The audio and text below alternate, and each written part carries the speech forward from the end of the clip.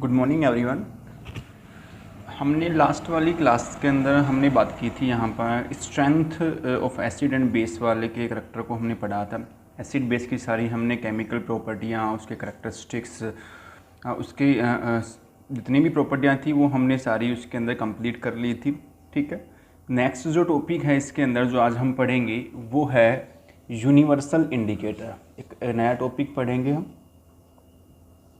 Universal indicator. Indicator तो आप जानते हो ऑलरेडी कि भाई हम ये इंडिकेटर के यूज़ से हम किसी भी एसिड या बेस के कन्फर्मेशन टेस्ट के लिए हम क्या करते हैं, इंडिकेटर का यूज़ करते हैं कि सामने वाला टर्म जो है सॉल्यूशन जो है वो एसिड करैक्टर शो करता है, बेसिक करैक्टर शो करता है, तो उसके कन्फर्मेशन के लिए हम क्या करते हैं, यूनिवर्सल इंडिकेटर क्या करते हैं, हम यूज़ करते हैं। ठीक है, तो अब एक एक करके चीज़ें यहाँ पर बताता हुआ चलूँगा मैं यूनिवर्सल इंडिकेटर के लिए। ठीक है, क्या कहता है यहाँ पर कि जनरली हम जो यूज़ करते हैं ना, जो यूजिंग इंडिकेटर यहाँ पर जो हम यूज़ करते हैं वो क्या क्या है। जनरली हम जो यूज़ करते हैं वो क्या क्या है। वो जनरली यूज़ करने वाला है लिटमस पेपर है जो हम यूज़ करते हैं। दूसरा है फिनोप्थिलीन हमारे पास में है।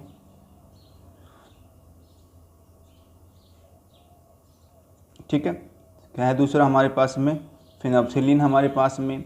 तीसरा जो है वो मिथाइल ऑरेंज है।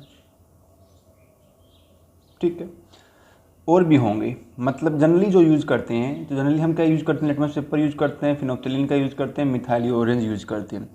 और बस सर यहाँ पर सिर्फ इन इंडिकेटर के यूज़ से ओनली, ठीक है, हम सिर्फ क्या डिटरमाइन कर सकते हैं, ओनली क्या डिटरमाइन कर सकते हैं, यहाँ पर इन इंडिकेटर के यूज़ से हम ये डिटरमाइन कर सकते हैं कि सामने वाले कंपोनेंट का जो नेचर है वो एसिडिक नेचर है या बेसिक नेचर है। ठीक है, मतलब इन इंडिकेटर के यूज़ से हम ये आइडेंटिफाई कर पा रहे हैं या डिटरमाइन कर पा रहे हैं कि यहाँ पर जो सॉल्यूशन हमने यूज़ किया है उस सॉल्यूशन का जो करैक्टर है एसिडिक है या बेसिक है। हम ये तो क्या कर लेते हैं, इन इंडिकेटर के यूज़ से आइडेंटिफाई कर लेते हैं, पर क्या कर रहा है, पर यहाँ पर इन इंडिकेटर के यूज़ से डज नॉट आइडिया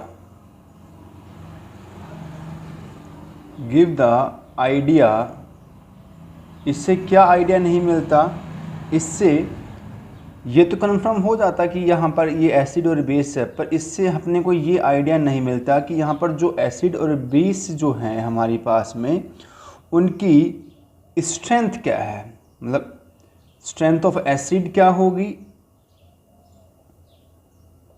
और स्ट्रेंथ ऑफ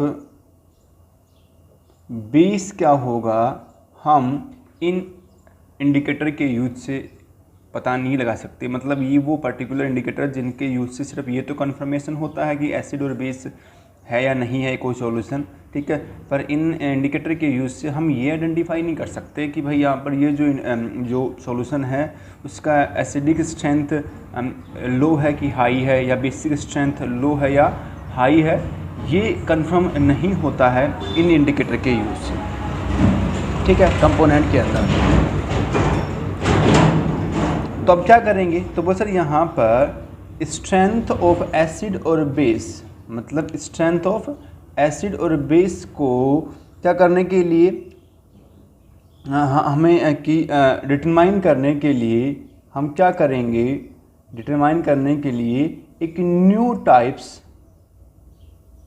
ऑफ इंडिकेटर क्या करेंगे, यहाँ पर इंडिकेटर क्या करेंगे हम यूज़ करेंगे, जिसको हम क्या बोलेंगे, यूनिवर्सल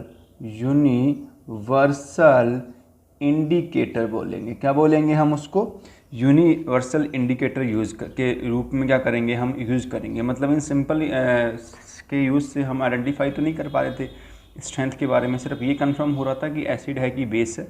तो यहाँ पर स्ट्रेंथ ऑफ एसिड और बेस को डिटरमाइन करने के लिए हम एक इंडिकेटर यूज़ करेंगे जिसको हम क्या बोलेंगे, यूनिवर्सल इंडिकेटर बोलेंगे।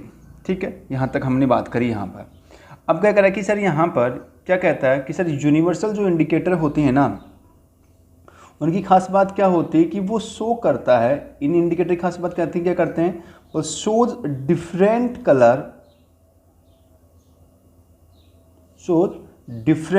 कलर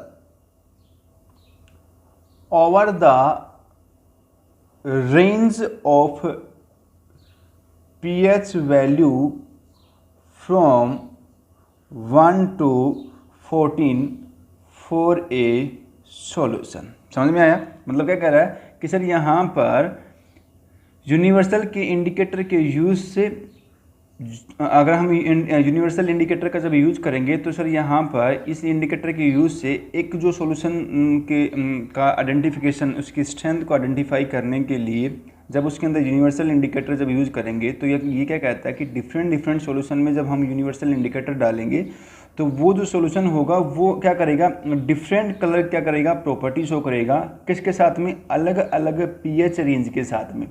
और वो रेंज कहाँ से कहाँ तक वेरी करेगी? 1 से लेकर के 1 से लेकर के कहाँ तक वेरी करेगी? 14 तक की पीएच के लिए क्या करेगी, वो सॉल्यूशन क्या करेगी, क्या करेगी, वेरी करेगी। फिर क्या कहता है कि सर यहाँ पर यूनिवर्सल जो इंडिकेटर है उसका यूज़ हम 2 तरीके से कर सकते हैं। एक यूज़ कर सकते हैं हम स्ट्रिप्स के रूप में, और दूसरा यूज़ कर सकते हैं हम यहाँ पर सॉल्यूशन के रूप में। ठीक है, सॉल्यूशन के रूप में क्या कर सकते हैं, यूज़ कर सकते हैं। ठीक है, तो स्ट्रिप वाला तो आपको पता है कि वो एक पीएच पेपर आता है, आपने 9th-10th में किया होगा, जिसमें अलग अलग प्रॉपर्टियाँ आती हैं। हम क्या करते हैं, वो पीएच पेपर का ना वो पेपर निकाल करके जब हम किसी भी एसिडिक और बेसिक कंपोनेंट में जब डीप करते हैं तो जैसा वो कलर उस पीएच पेपर का हो जाता है तो उस कलर को हम उस पीएच मैट्रिक्स से क्या करते हैं, मैच करते हैं, और जिस कलर से वो पेपर मैच करता है उसकी वही क्या आ जाती है, पीएच वैल्यू आ जाती है। ठीक है, तो एक तो स्ट्रिप वाला टर्म है, दूसरा क्या टर्म हमारे पास में, सॉल्यूशन टर्म है। तो अब ये क्या कहता है कि सर यहाँ पर यूनिवर्सल जो इंडिकेटर होते हैं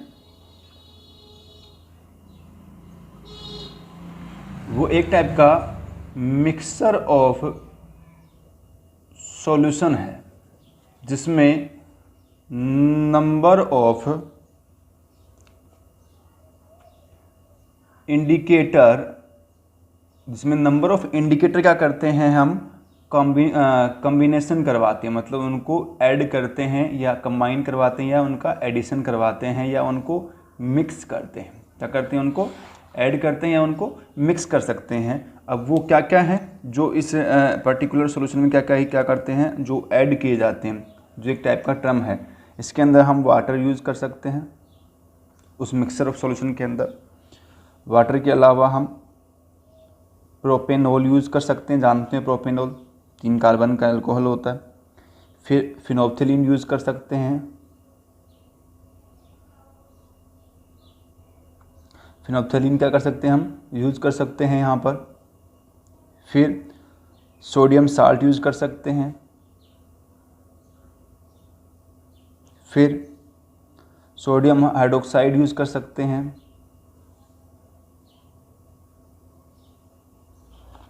फिर मिथाइल रेड यूज़ कर सकते हैं। फिर ब्रोमोथाइमोल यूज़ कर सकते हैं,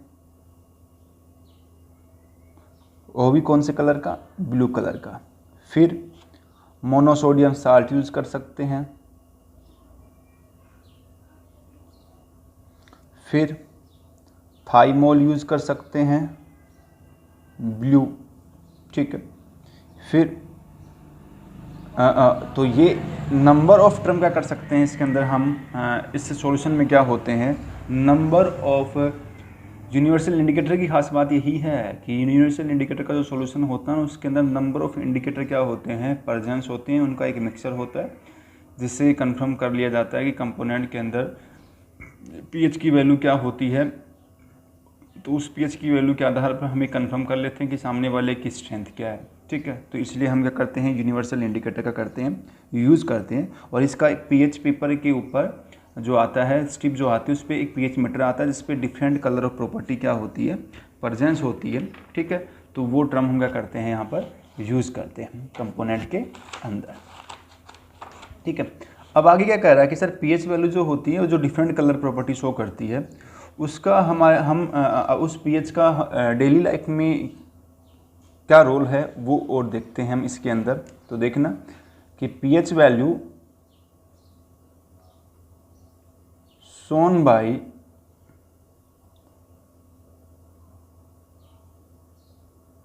different colours role of pH everyday life, pH everyday life. ठीक है, हाँ तो हमारी डेली लाइफ में भी pH का एक पर्टिकुलर रोल है। तो क्या क्या रोल है उसकी मैं बात कर लेता हूँ। तो देखते जाना, एक एक करके कुछ एग्जांपल के थ्रू समझाने की कोशिश करूँगा जहाँ पर pH की बढ़ने की वजह से हमारी बॉडी के अंदर वेरिएशन देखना शुरू हो जाता है, जिसका साइड इफेक्ट अपने को दिखता है। ठीक है, मतलब बॉडी के अंदर स्ट्रेंथ ऑफ एसिड या बेसिक करेक्टर बढ़ने की वजह से हमारी बॉडी में उसके नेगेटिव इम्पैक्ट दिखने शुरू हो जाते हैं। ठीक है, जो हमारी डेली लाइफ में ऐसा रोज़ होता है, कईयों को तो रोज़ होता है, कईयों को कभी कभी होता है खाने पीने की वजह से। ठीक है, तो एक एक करके मैं 2-3 एग्जांपल समझाने की कोशिश करता हूँ, जिसमें पहला एग्जांपल जो हमारे पास में जो उसमें पढ़ेंगे वो है pH in our digestive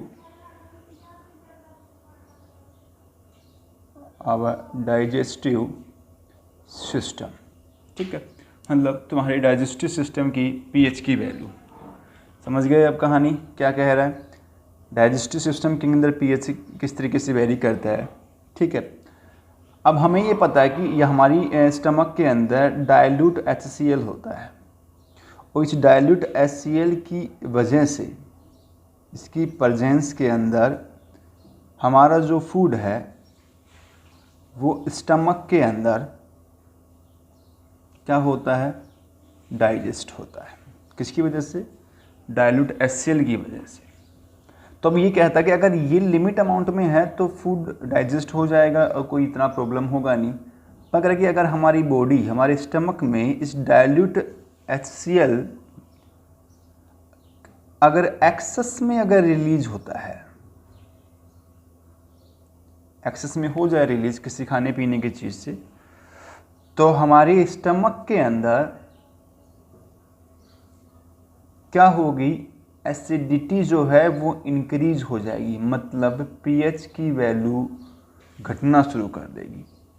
ठीक है, और एसिडिटी जब होती है तो कॉमन सी बात है कि जलन वलन वाली प्रॉपर्टी होती है, खट्टी डकारे, ठीक है ना, डकार वकार आना, ये सब चीज़ें इसके अंदर होती हैं। तो एसिडिटी क्या होगी, इंक्रीज होगी, तो पीएच वैल्यू क्या होगी, डिक्रीज। कब, जब एक्सेस में रिलीज अगर कौन हो जाए, डाइल्यूट HCl।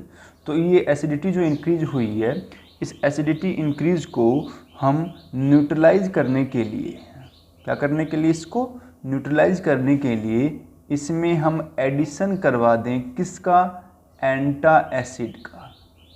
किसका, एंटा एसिड्स का अगर मैं इसमें ऐड करवा दूं तो ये एंटा एसिड क्या होते हैं, एंटासिड। एंटासिड वो केमिकल सब्सटेंस होते हैं जो एसिडिटी क्या करते हैं, डिक्रीज़ करते हैं। ठीक है, और स्टमक के अंदर न्यूट्रल सॉल्यूशन का करते हैं, फॉर्म करते हैं। तो ये एंटासिड के रूप में मैं क्या डाल सकता हूँ, मिल्क ऑफ मैग्नीशिया डाल सकता हूँ, जिसमें MgOH का होल ट्वाइस, या हम सोडियम हाइड्रोजन कार्बोनेट, जानते हो baking soda, sodium hydrogen carbonate मतलब NaHCO3, बेकिंग सोडा, ये सारे क्या हैं, ये एंटा एसिड के रूप में क्या करते हैं, हम यूज़ करते हैं। अगर हम इनका अगर यूज़ कर दें हमारी बॉडी में, तो हम इस एसिडिटी को रिमूव करने के लिए ये अगर एंटा एसिड का करेंगे, हम फिर यूज़ करेंगे बॉडी के अंदर, तो क्या होगा कि वहाँ पर स्टमक के अंदर जो एसिडिटी इंक्रीज हो रही थी वो क्या हो जाएगी, न्यूट्रलाइज हो जाएगी। तो ऐसा, तो यहाँ पर पीएच का टर्म तो स्ट्रेंथ ऑफ एसिडिटी बेसिक वो हमने अपने डेली लाइफ में भी हम नॉर्मली देखते रहते हैं, वो आपको पता भी है, जानते भी हो आप अच्छे से। तो एक टर्म तो था, एग्जाम्पल ये हमारे पास में। दूसरा एग्जाम्पल हमारे पास में क्या है इसका, दूसरा एग्जाम्पल है दांतों से रिलेटेड। ठीक है, देखो दूसरा एग्जाम्पल क्या है, टूथ डैके, दांतों का सड़ना, जैसे पायरिया वाली बीमारी होती है ना, पायरिया हो जाता है, ब्लीडिंग आना, गम आना मुंह से। ठीक है, tooth decay cause by acid. तो दांतों का सड़ने के पीछे भी क्या है, एसिड का रीज़न है कि एसिडिटी करैक्टर मुंह में अगर ज़्यादा हो जाता है तो चीज़ें क्या करती हैं, साइड इफ़ेक्ट करना शुरू कर देती हैं। तो क्या करते हैं हमारे क्या कह रहा है कि सर यहाँ पर हमें ही पता है कि हमारे माउथ के अंदर क्या प्रेजेंस है, बैक्टीरिया क्या हमारे माउथ के अंदर प्रेजेंस है, ठीक है। और इन बैक्टीरिया की वजह से हमारे माउथ के अंदर जो शुगर होता है, जो लार के अंदर जो क्या होता है शुगर होता है, वो चेंज हो जाता है किसके अंदर, एसिड्स के अंदर। अभी डिपेंड करेगा कि कितना चेंज हो रहा है, एक्सेस अमाउंट में हो रहा है तो गड़बड़ हो गया काम फिर से। तो क्या होता है कि सर यहाँ पर माउथ के अंदर जो बैक्टीरिया होते हैं उसकी वजह से जो सलाइवा होता है उसके अंदर वो क्या करते हैं कि हमारी माउथ की लार के अंदर जो शुगर प्रेजेंस होता है उसको चेंज कर देते हैं किसके अंदर, एसिड के अंदर। मतलब एसिड क्या होता है, फॉर्म होता है और जिसका पीएच लगभग 5.5 से कम होता है, लेस देन होता है। और जैसे ही पीएच वैल्यू इसकी लेस देन जाएगा तो कॉमन सी बात है कि टूथ डेके वाली प्रॉपर्टी क्या हो जाएगी, स्टार्ट हो जाएगी। मतलब सड़न वाला काम शुरू हो जाएगा किसके अंदर, मुंह के अंदर। तो ये क्यों हुआ, क्योंकि एसिडिटी का करैक्टर क्या हो रहा था, इंक्रीज हो रहा था और पीएच क्या हो रही थी, डिक्रीज। तो इस एसिडिटी को रिमूव करने के लिए, ठीक है, तो इस एसिडिटी को करने के लिए, रिमूव करने के लिए हम क्या करवा दें, हम दांतों को क्या करेंगे, क्लीन करेंगे, ठीक है। क्या करेंगे, दांतों को क्लीनिंग करेंगे, क्लीन करेंगे हम दांतों को, ठीक है। और उस क्लीन करने के लिए कॉमन सी बात है कि हम गुड क्वालिटी का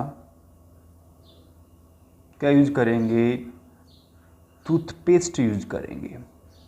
और ख़ासकर वो टूथपेस्ट यूज करेंगे जिसके अंदर एल्केलाइन करैक्टर हो, मतलब बेसिक करैक्टर क्या करते हो, वेरी करते हो, ताकि इस टूथपेस्ट के यूज़ से मुंह के अंदर एसिडिटी जो करैक्टर था वो इस टूथपेस्ट के कांटेक्ट में आने पर क्या हो जाए, न्यूट्रलाइज हो जाए, ताकि मुंह के अंदर जो एसिडिटी का लेवल बढ़ गया था वो क्या हो, न्यूट्रलाइज हो, ताकि सड़न वाली चीज़ें क्रिएट ना हो, टूथ डेके वाली प्रॉब्लम क्रिएट ना हो। तो ये वाला टर्म हमने बात किया इसके अंदर। तो सेकंड एग्जांपल हो गया हमारे पास में ये।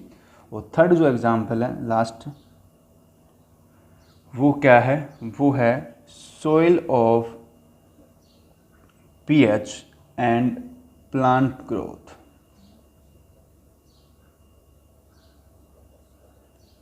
ठीक है, ये क्या कहता है, सिंपल सा टर्म इसमें क्या है, ये कहता है कि सर जो मोस्ट ऑफ जो प्लांट होते हैं ना,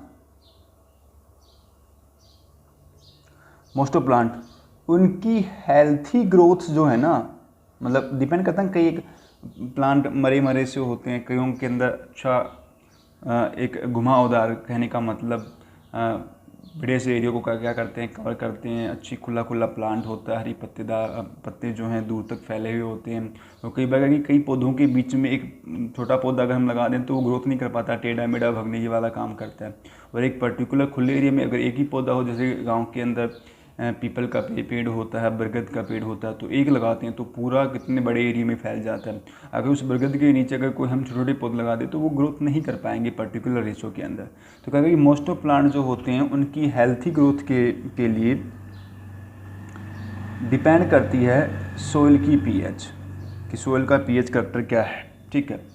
मतलब पीएच का जो वैल्यू है वो क्या है, वो लगभग न्यूट्रल होना चाहिए, मतलब 7 के आसपास। ना ही 7 से पीएच का वैल्यू ग्रेटर देन होना चाहिए, ना ही लेस देन। मतलब वहाँ पर पीएच का वैल्यू ना एल्केलाइन करैक्टर शो करे, मतलब मिट्टी के अंदर ना बेसिसिटी ज़्यादा होनी चाहिए, ना ही पीएच के अंदर एसिडिटी करैक्टर क्या होना चाहिए, ज़्यादा होना चाहिए। मतलब पीएच का वैल्यू अप्रोक्स 7 अगर होगा, किसके अंदर, सोइल का पीएच वैल्यू अगर 7 अगर होगा तो वहाँ पर लगने वाला प्लांट एक पर्टिकुलर ग्रोथ करेगा। अगर आपने वहाँ पर पीएच की वैल्यू अगर लेस देन 7 या ग्रेटर देन 7 हो जाती है, तो वहाँ पर करैक्टर एसिडिटी का बढ़े, करैक्टर बेसिसिटी का अगर बढ़े, तो वहाँ पर प्लांट जो है वो पर्टिकुलर ग्रोथ नहीं करेगा तो मतलब यहाँ पर प्लांट की ग्रोथ को लेकर भी पीएच का एक पर्टिकुलर टर्म वेरी करते हैं। तो हम जनरली करते हैं ना, जैसे जूलॉजिकल डिपार्टमेंट वाले, सोल डिपार्टमेंट वाले सोल की टेस्टिंग करते हैं कि इस सोल के अंदर कौन सी फसल, जैसे हम करवाते भी हैं कि खेती के लिए इस खेत के अंदर जो है कौन सी फसल वेरी कर सकती लग सकती, कहने का मतलब, या उसका अच्छा प्रोडक्शन हो सकता है। तो हम सोल टेस्टिंग भी करवाते हैं। तो उस टेस्टिंग के आधार पर हम देखते हैं कि हम देखो कई एरियो के अंदर धान अच्छा होता है, कई एरियो के अंदर जो होता है दलहन अच्छा होता है, कई एरियो के अंदर जो होता है जैसे बाजरा वगैरह जो है अच्छा होता है, जैसे रबी और खरीफ वाली फसलें जो होती है ना, उस हिसाब से। तो वो मिट्टी का है करैक्टर है कि कहीं मिट्टी की पीएच वैल्यू कम है, कहीं ज़्यादा है, कहीं न्यूट्रल है। तो उसके अकॉर्डिंग वहाँ पर लगने वाले प्लांट क्या करते हैं, उसी टाइप के प्लांट क्या करते हैं वहाँ पर वेरी करवाए जाते हैं ग्रोथ, ताकि वो पर्टिकुलर ग्रोथ कर सके। तो आई होप ये यूनिवर्सल इंडिकेटर का करैक्टर आपको समझ में आया होगा। कुछ एग्जाम्पल मैंने समझा और यूनिवर्सल इंडिकेटर का क्या रोल है, क्या काम करता है। तो सिंपल सा फंडा ये था कि यूनिवर्सल इंडिकेटर के यूज़ से हम स्ट्रेंथ निकाल सकते हैं एसिड और बेस की। तो आई होप क्लियर हो गया डाउट। फिर भी कोई डाउट है तो कमेंट बॉक्स में आप डाल सकते हैं। मेरे चैनल को सब्सक्राइब कर सकते हैं, लाइक कर सकते हैं, शेयर कर सकते हैं, ठीक है। और फिर भी कोई डाउट अगर है तो आप कमेंट बॉक्स में डालें ताकि मैं डाउट ले सकूँ। Thank you.